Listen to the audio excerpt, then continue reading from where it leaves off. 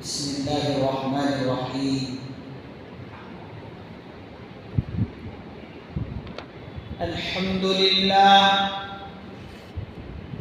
لله نحمده ونستعينه ونستغفره ونؤمن به ونتوكل عليه ونعوذ بالله من شرور أنفسنا ومن سيئات أعمالنا. من يهده الله فلا مضل له ومن يضلله فلا هادي له، ونشهد أن لا إله إلا الله وحده لا شريك له، ونشهد أن سيدنا وسندنا ونبينا ومولانا محمدا عبده ورسوله صلى الله تعالى عليه وعلى آله وأصحابه وأزواجه وذرياته وبارك وسلم تسليما كثيرا. أما بعد فأعوذ بالله من الشيطان الرجيم.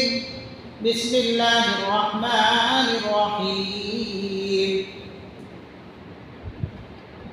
أم حسبتم أن تدخلوا الجنة ولما يأتكم مثل الذين خلوا من قبلكم مستهم البأساء والضراء وزلزلوا حتى يقول الرسول والذين آمنوا معه متى نصر الله ألا إن نصر الله قريب. وقال النبي صلى الله عليه وسلم: الأنبياء ثم الأمثل فالأمثل، يبتلى الرجل على حسب دينه، أو كما قال النبي صلى الله عليه وسلم: رب اشرح لي صدري ويسر لي أمري واحلل عقدة من لساني يفقهوا قولي. اللهم صل على سيدنا محمد وعلى آل سيدنا محمد وبارك وسلم. سبحان ربك رب العزة عما يصفون وسلام على المرسلين والحمد لله رب العالمين.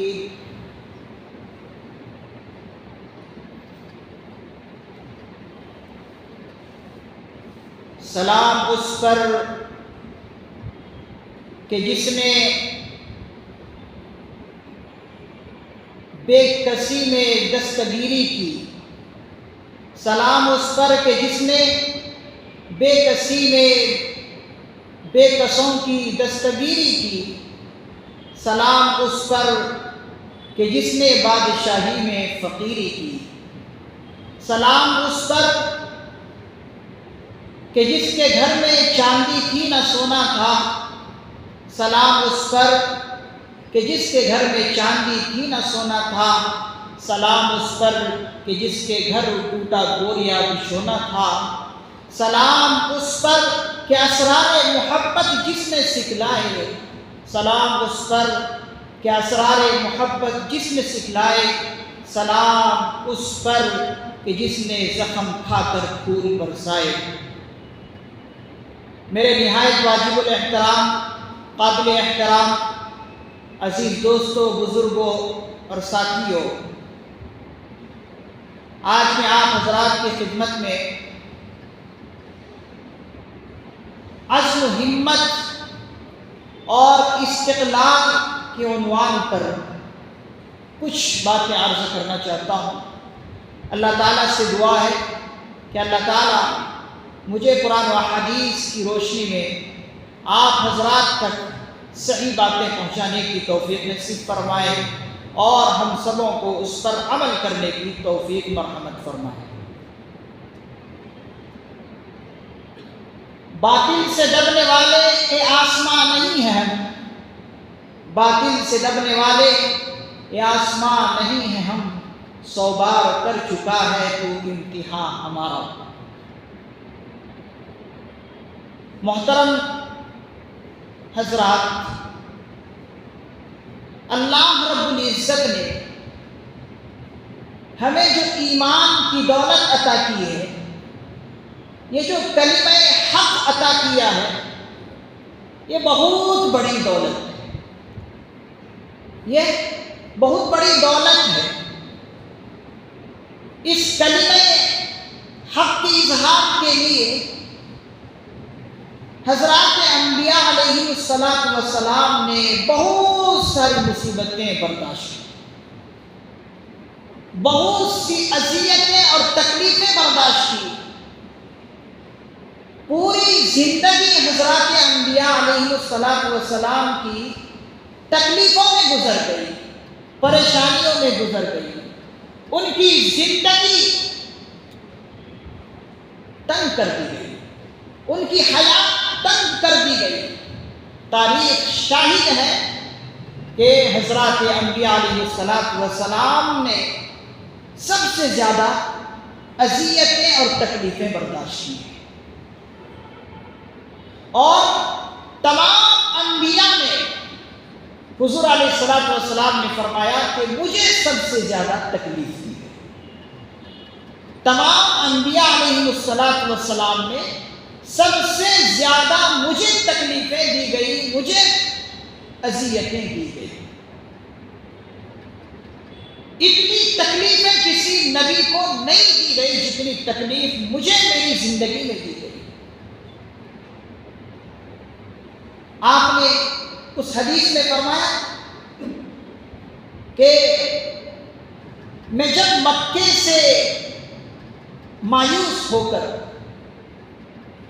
طائف کو گیا، اس امید کے ساتھ گیا کہ وہاں کے لوگ شاید کہ ایمان قبول کر لیں، شاید کہ وہاں کے لوگ ایمان قبول کر لیں، وہاں کے لوگ مشرف بہ اسلام ہو جائیں۔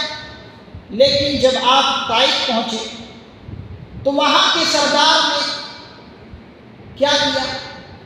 آپ کے پیچھے حضور علیہ السلام کے ساتھ اس وقت حضرت بلال رضی اللہ عنہ بھی تھے اور حضرت زید بن حارثہ رضی اللہ عنہ بھی تھے۔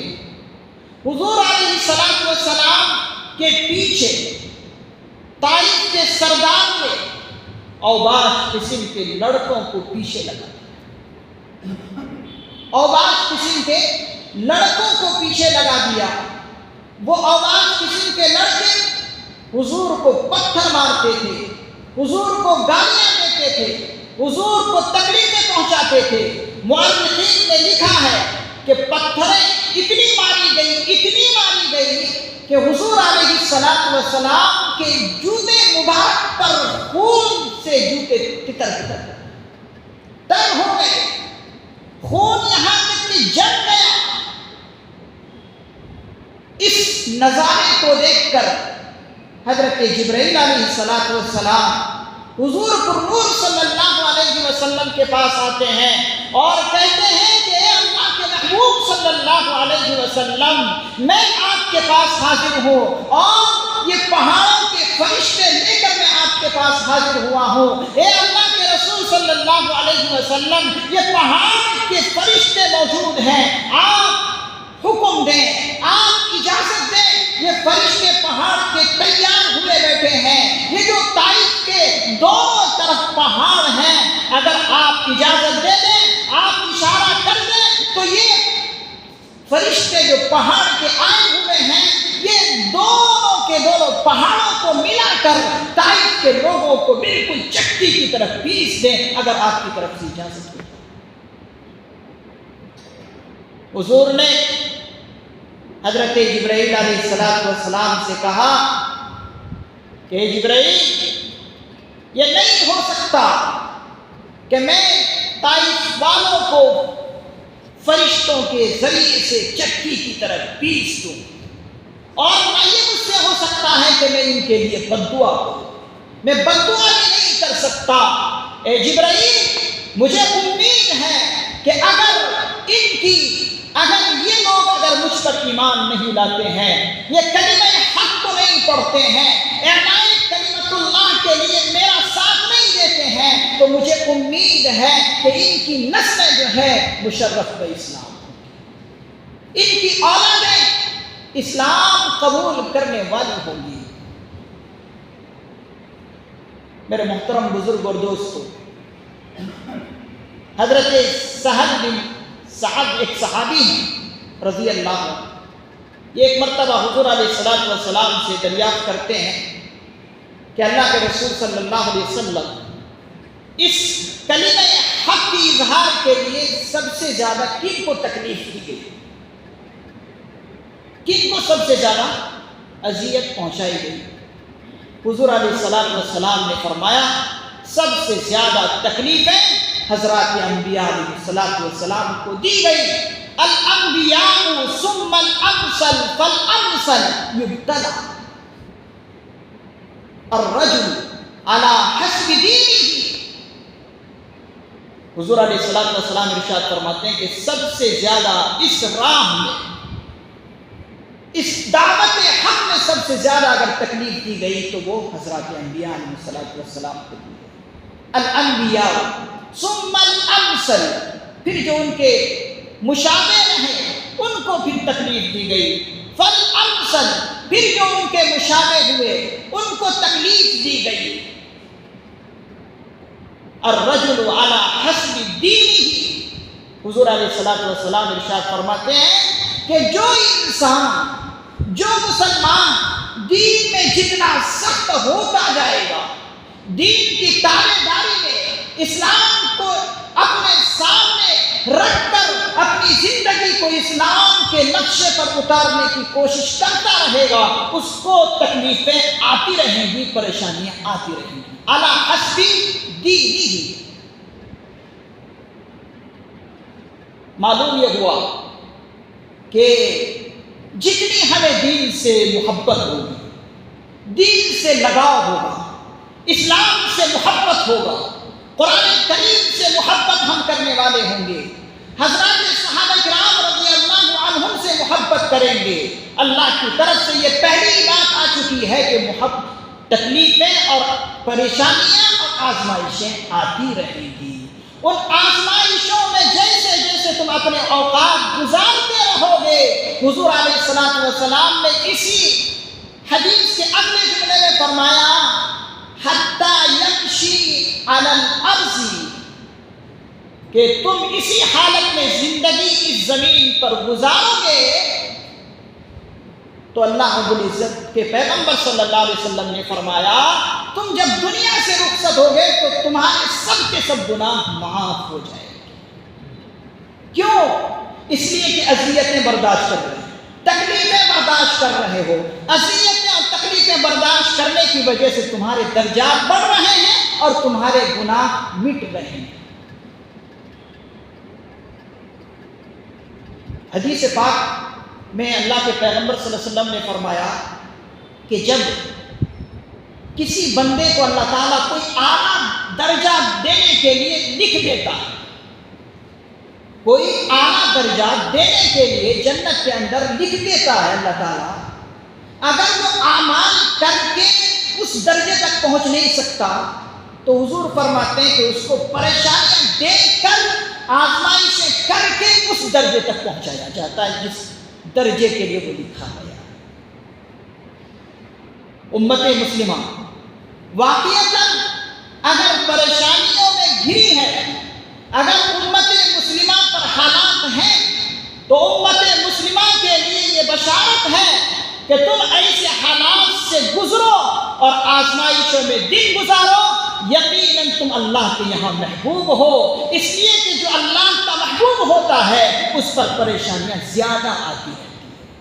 جیسے حضرات انبیاء علیہ السلام اللہ کے چہیتے ہوتے ہیں، اسی لیے پریشانیاں حضرات انبیاء علیہ السلام پر بہت زیادہ آتی ہے، لیکن عزم اور استقلال کے دامن کو چھوڑتے نہیں ہیں، صبر اور استقلال کے ساتھ آگے بڑھتے ہیں، سارے کے سامنے کی دیواریں گرتی جاتی ہے اور ایک ایمان والا آگے چلتا رہتا ہے۔ یہی حضور کے ساتھ ہوا، حضور کے راستے میں روڑے لٹکانے والے ہزاروں تھے، حضور کے نام و نشان کو مٹانے کی کوشش کر رہے تھے، لوگوں نے کہا، ابو جہل نے کہا تھا کہ ہم محمد کی نسلوں کو چلنے نہیں دیں گے، قرآن کریم نے ایک آیت اتار دی، اِنَّا أَعْطَيْنَاكَ الْكَوْثَرَ، اے پیغمبر ہم نے آپ کو حوض کوثر عطا۔ اس کوثر کے بارے میں بڑی تفصیل ہے، اِنَّا أَعْطَيْنَاكَ الْكَوْثَرَ، فصل لربک وانحر، اللہ رب العزت نے فرمایا اپنے پیغمبر سے کہ یہ لوگ کچھ بھی چاہیے، آپ کی نسل کو ختم کرنے کی بات کرتے ہیں، ہم آپ کو حوض کوثر عطا کریں گے، وَرَفَعْنَا لَكَ ذِكْرَكَ، یہ آپ کے نام کو بدنام کرنے کی کوشش کریں گے، وَرَفَعْنَا لَكَ ذِكْرَكَ، ہم آپ کے رفع کو، آپ کے مرتبے کو اور بلند کرتے رہیں گے۔ فَصَلِّ لِرَبِّكَ وَانْحَرْ، اللہ نے فرمایا کہ نماز پڑھو، وانحر، اور قربانی دو، ان شانئک ھو الابتر، یہ لوگ کہتے ہیں کہ آپ کی نسل کٹ جائیں گی، نہیں بلکہ آپ ابتر نہیں ہوں گے، یہ دشمن ابتر ہوں گے۔ ابتر کہتے ہیں کہ جس کو نرینہ اولاد اللہ عطا نہ کرے اور بیٹیاں عطا کریں تو اب اس کی نسل جو چلے گی تو مرد بچے تو نہیں ہیں، تو نسل کیسے چلے گی؟ تو اس کو کہتے ہیں ابتر۔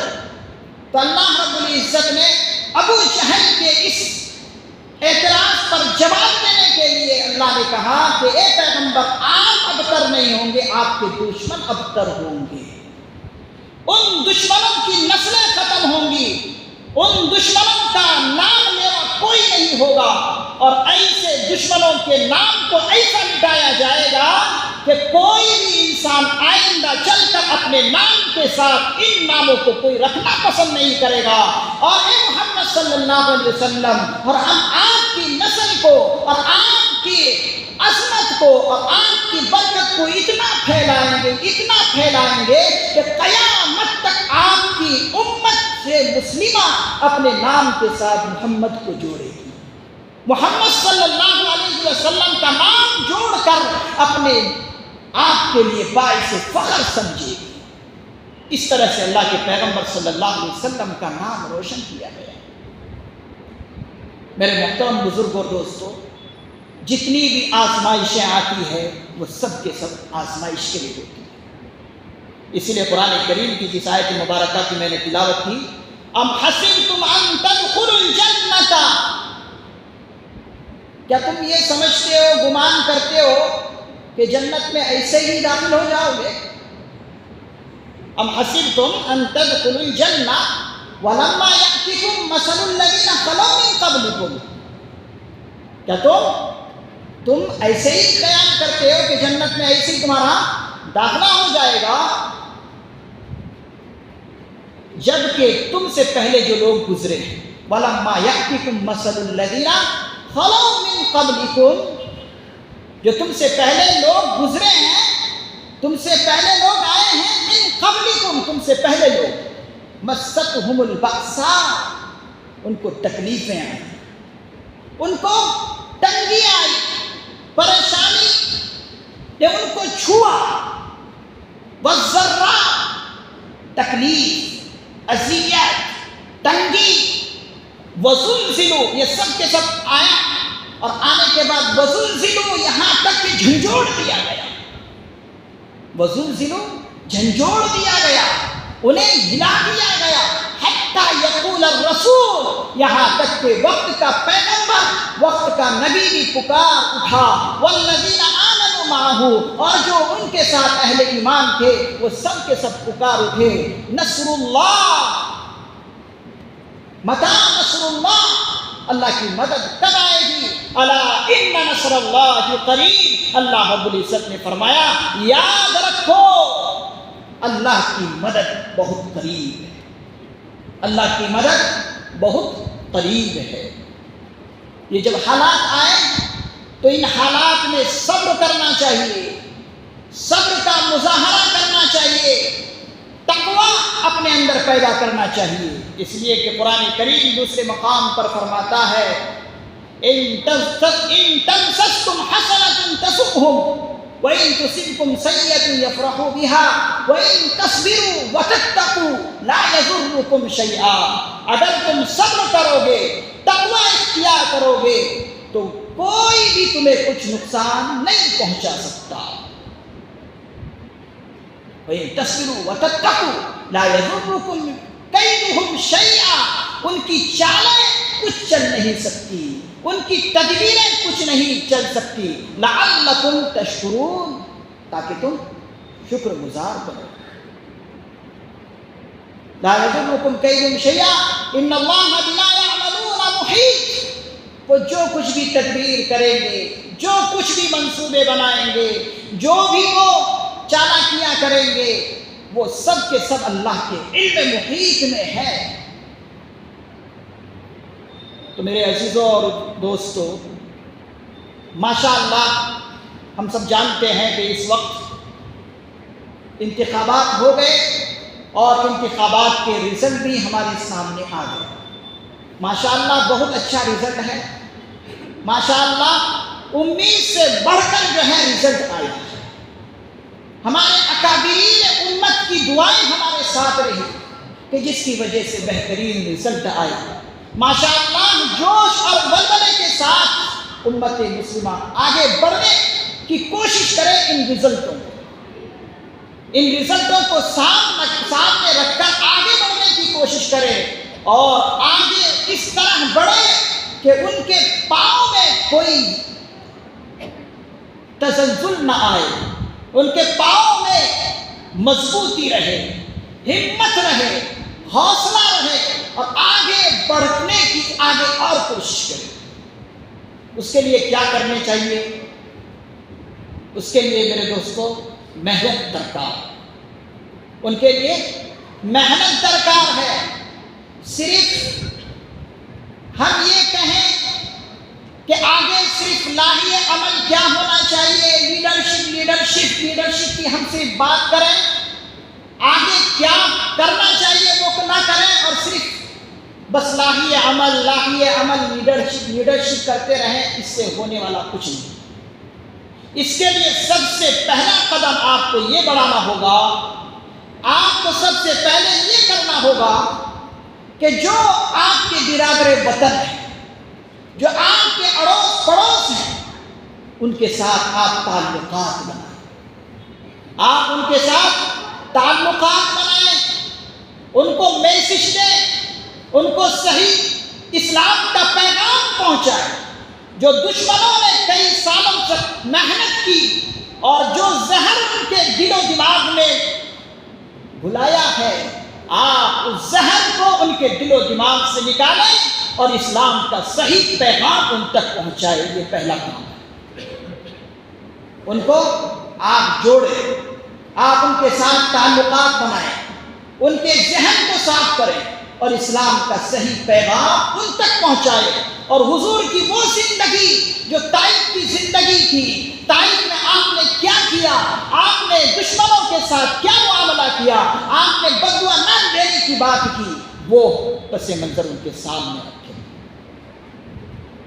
یہ پہلا لاہی عمل ہے، پہلی تجویز ہے۔ اس کے بعد آپ جو ہے دوسرا کام یہ کریں کہ جو مظلوم ہیں ان مظلوموں کو ساتھ لے کر آپ چلیں۔ جو مظلوم ہیں، جنہوں نے ان کے ساتھ ظلم کیا ہے، آپ ظلم کے خلاف کھڑے ہو جائیں اور مظلوم کا ساتھ دیں۔ یہ دوسرا کام ہے، تبھی بھائی آگے بڑھ سکتے ہیں۔ نہیں تو تھوڑے دن آپ کا جذبہ رہا، پھر وہی آپ کی پرانی زندگی، پھر آپ مست سو جائیں گے۔ ایسے تو سوتے آئے ہیں 1947 سے لے کر 2013 تک مسلمان سوتے رہے، انہیں کوئی جگانے والا نہیں تھا۔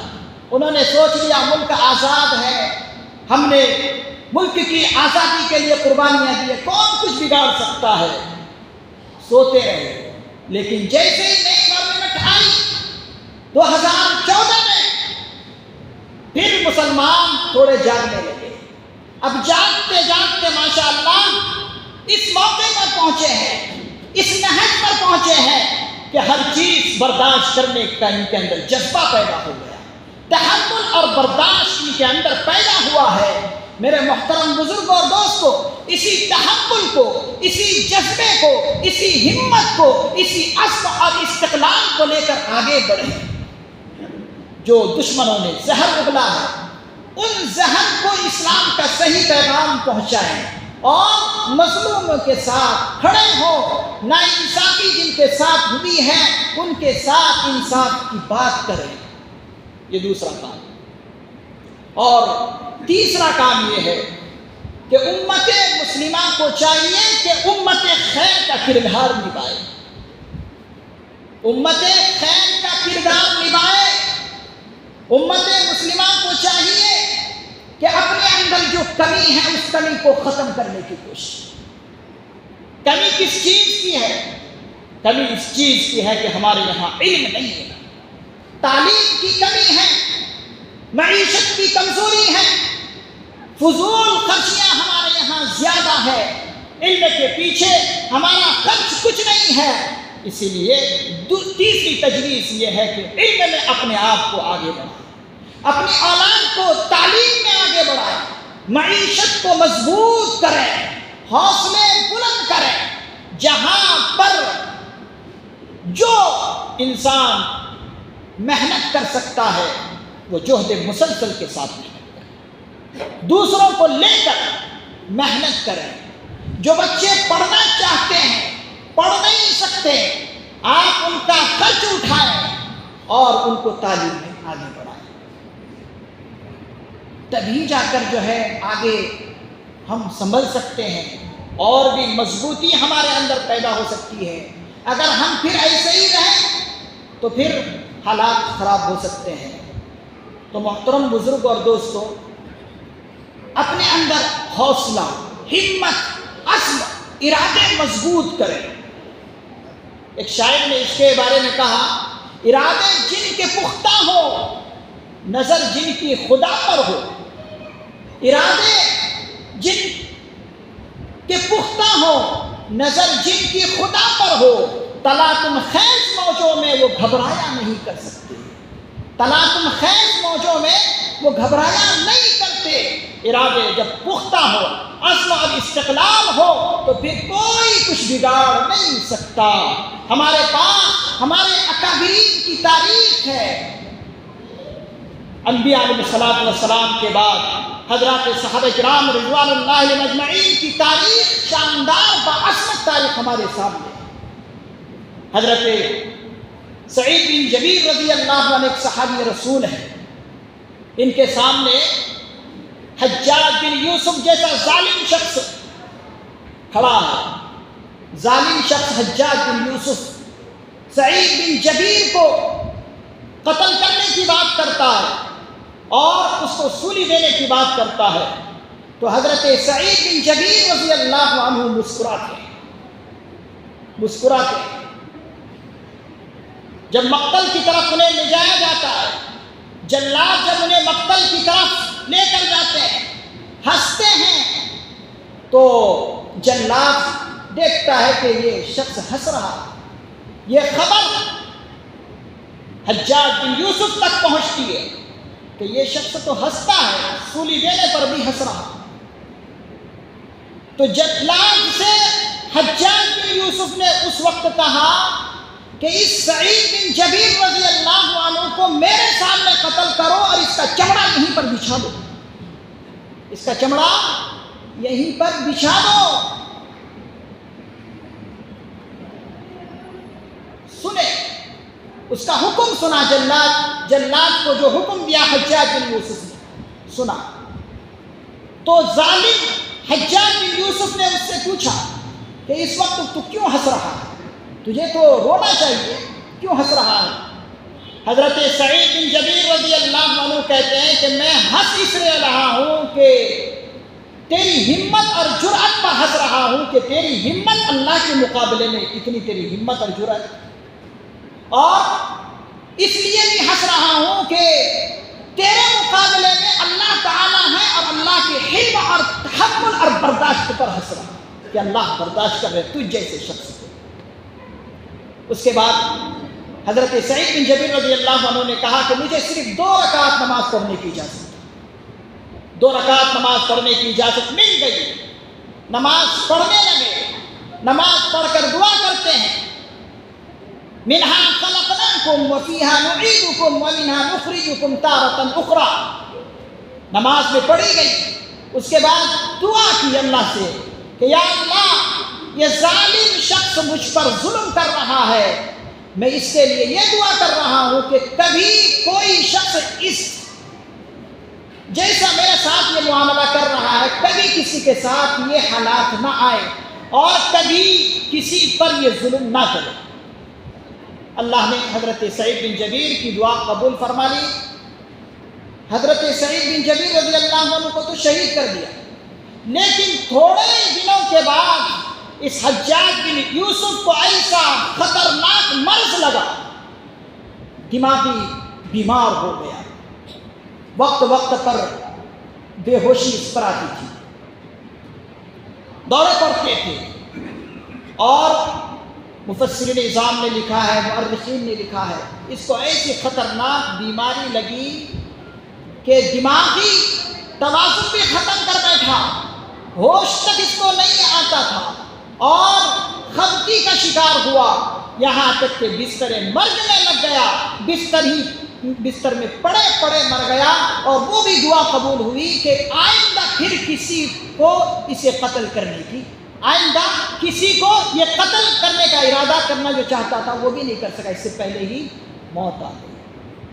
تو یہ ہمارے پاس نمونے ہیں عزم اور استقلال اور جوش اور جذبے کے۔